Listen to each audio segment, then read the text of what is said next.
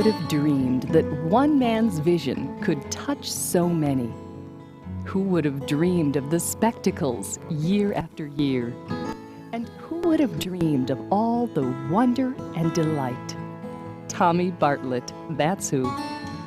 Born in Milwaukee, Wisconsin on July 11, 1914, Tommy Bartlett may not have immediately known what he was destined for, but by the age of 13, he was well on his way, doing children's radio parts on WISN. By the age of 17, Tommy was an announcer at the #1 rated WBBM radio in Chicago.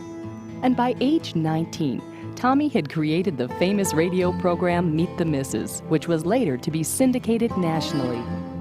As the #1 radio personality from 1931 to 1941, announcing as many as 7 soap operas daily, it was easy to see Tommy had found his calling, which is probably why we have him to thank for the invention of the call-in radio talk show format, an idea he came up with during a broadcast in St. Louis, Missouri in 1935.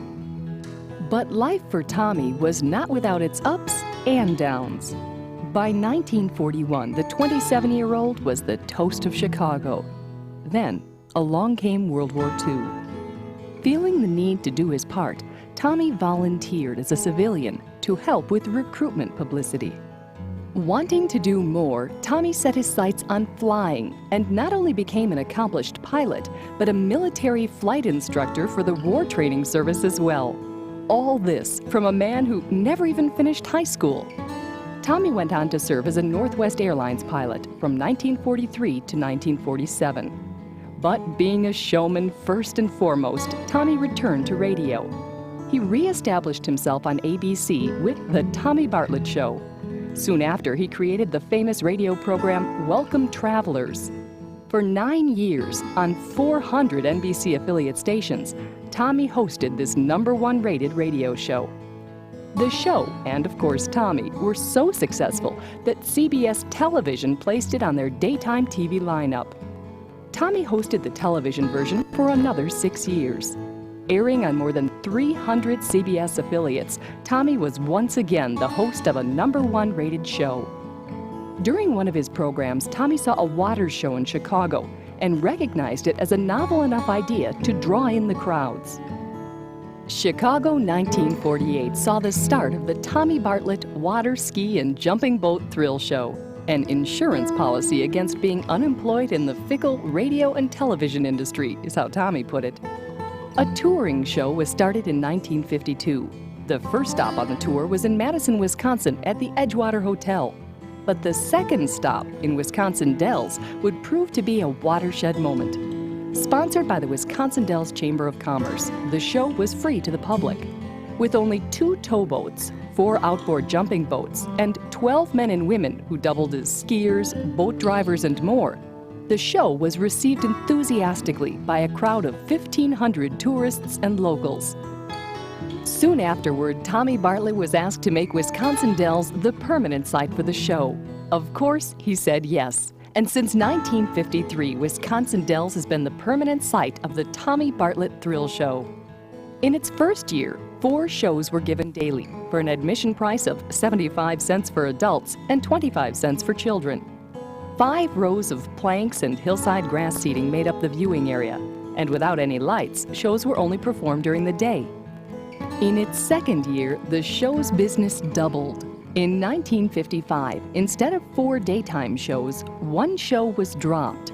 Lights were added, and showtimes became 1 o'clock, 5:30, and 8:30 p.m.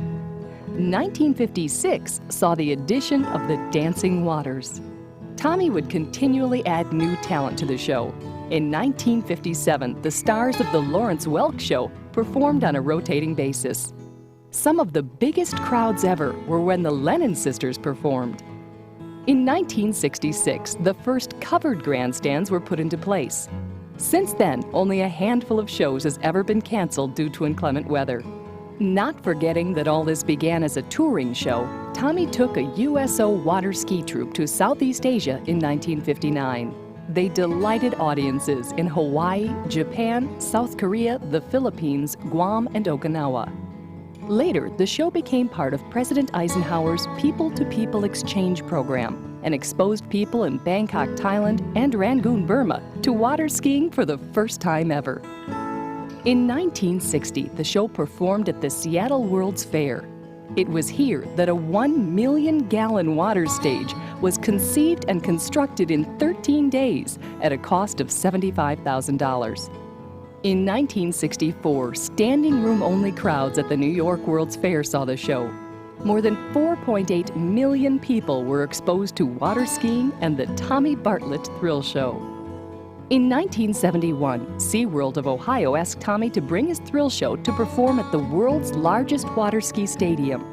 They were so impressed by what they saw that they asked the show to stay on for an additional 2 years. It was the predecessor to many of the water ski shows performed in amusement and theme parks today. Even Mike Douglas couldn't resist taking his show live on location to see the Tommy Bartlett Thrill Show. The Thrill Show has had many honors bestowed upon it, such as officially opening the International Ocean Exposition in Okinawa at the Japanese Expo of 1975. And at the request of the Chicago Association of Commerce, performing at Navy Pier before 500,000 visitors daily of the Chicago Trade Exposition of 1961, 1962, and 1976. And not only the show, but Tommy Bartlett himself was an audience favorite. For more than 25 years, he was the master of ceremonies for the Calgary Stampede. He also hosted the medal award ceremonies at the 1988 Winter Olympics in Calgary. For his charismatic presence and consummate showmanship, Tommy received recognition in the form of some very prestigious awards. He was the recipient of the American Broadcasting Association Lifetime Achievement Award. In 1992, he was given the Wisconsin Dells Visitor and Convention Bureau's Lifetime Achievement Award. And in 1993, Tommy received the industry's most prestigious award and was inducted into the Water Ski Hall of Fame at Cypress Gardens, Florida. And through it all, Tommy maintained an active role in the production and direction of his shows until his death. Knowing that Labor Day weekend marks the end of the season for the Thrill Show, as if by will, Tommy passed away on Sunday, September 6, 1998. The very last day of one of the show's best seasons ever.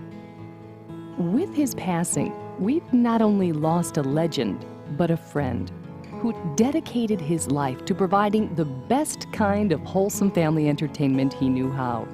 It's what made him Mr. Wisconsin Dells. Although no longer with us in person, Tommy Bartlett left us a big part of himself. His show will continue to delight us and thrill us for many years still to come.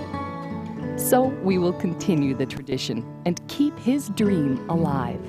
And we hope to be saying for a long time to come, in the words of Mr. Tommy Bartlett himself, "It's showtime! Tommy Bartlett showtime!"